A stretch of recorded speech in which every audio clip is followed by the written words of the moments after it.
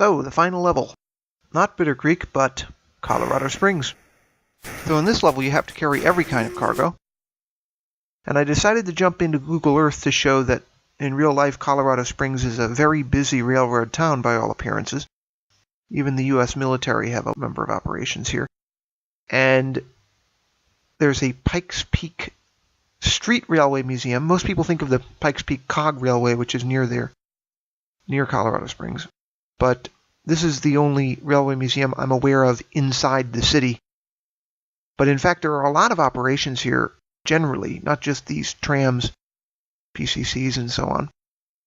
And it's very hard to find anything like information about Colorado Springs railroads on the internet, even from railfan sites.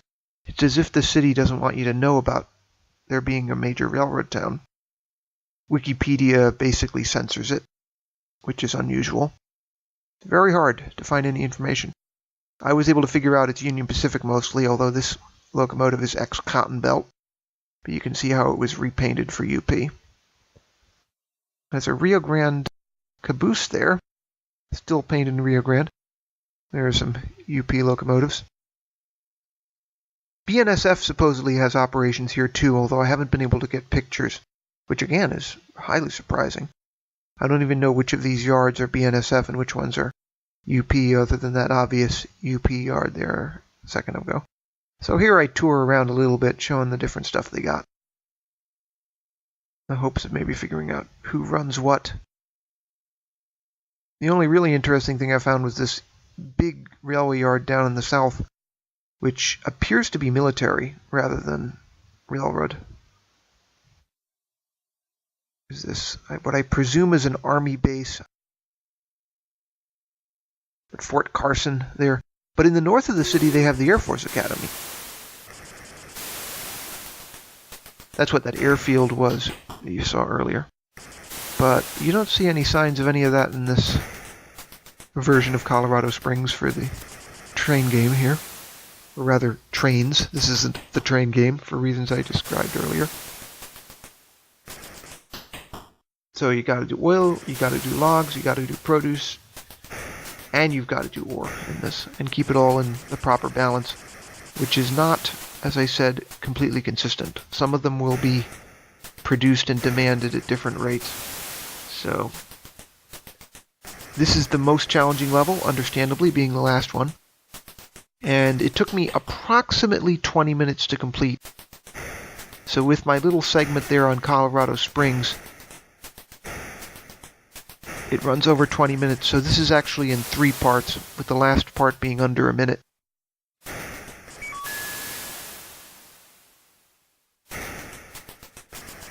So any second, there we go.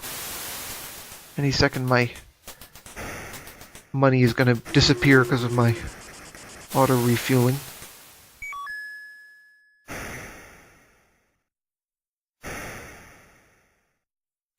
In fact, I'm doing pretty good business here. Will not do anything but put a dent in that.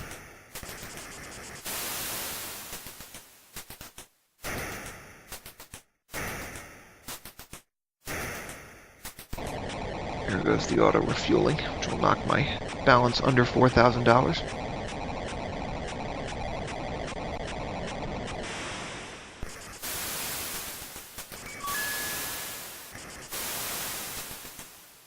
Of course, one of the stranger things about these city scenarios is that they appear to have electric lights in sort of early 20th century houses when American standards are essentially 19th century locomotives. And notice there are some skyscrapers there too.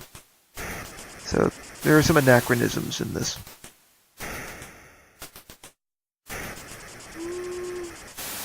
Oh well.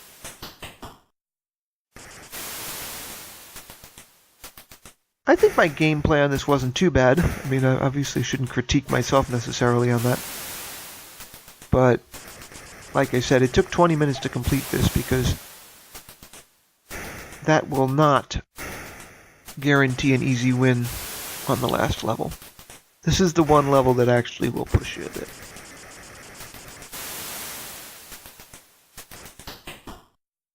It isn't so much that it's easy to lose as that it's hard to win.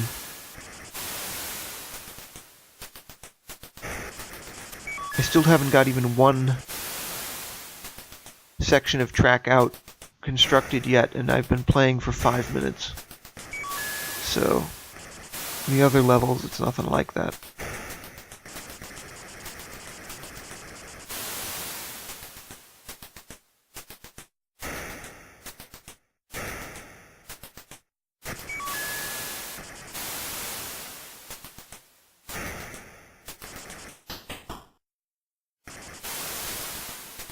So you can sort of see from my train operations here that I'm rushing a bit.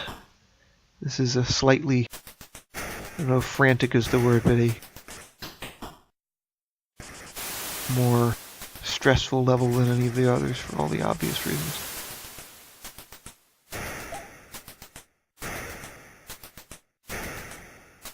It is hurried.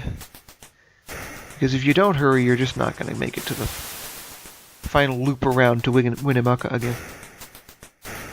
Which is the best you can do in this game pretty much without sitting down and spending your whole life playing it to get however many tens of thousands of dollars in revenue and balance.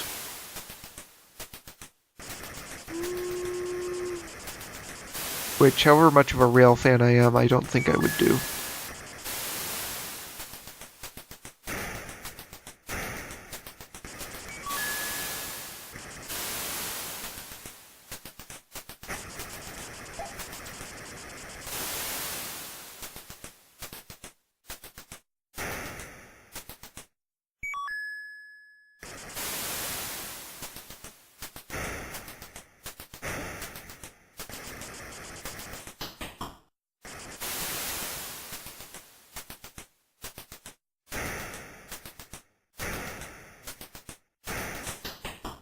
Train is low on coal already. That's another thing. I don't know if the coal consumption goes up with the levels either. That would be one way of making the levels more difficult, but I can't tell if that's actually the case.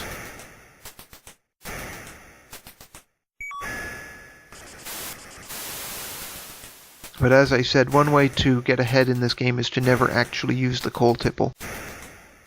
Because, unlike in real life, there's no real advantage to it.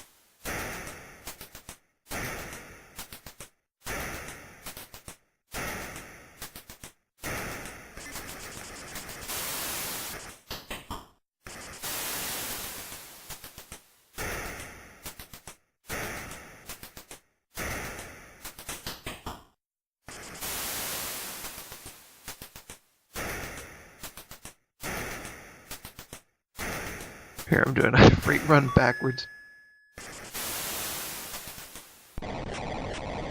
Maybe that would be a little bit faster. And an automatic refill of the coal again.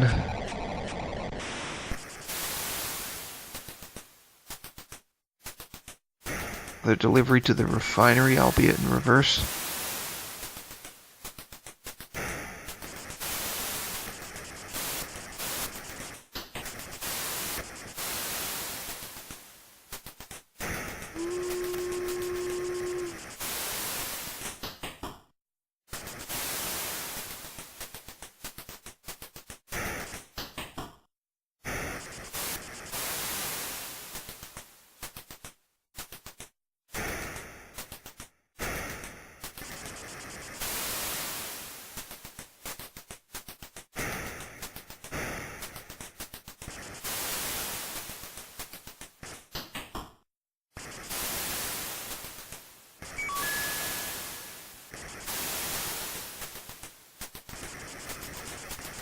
And moving right along here, I finally got a section of track down there in the lower left, you can see. For all this effort. I'm at the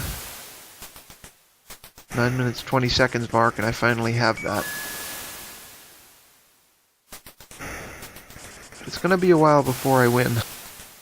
To the extent it's possible to win in this game.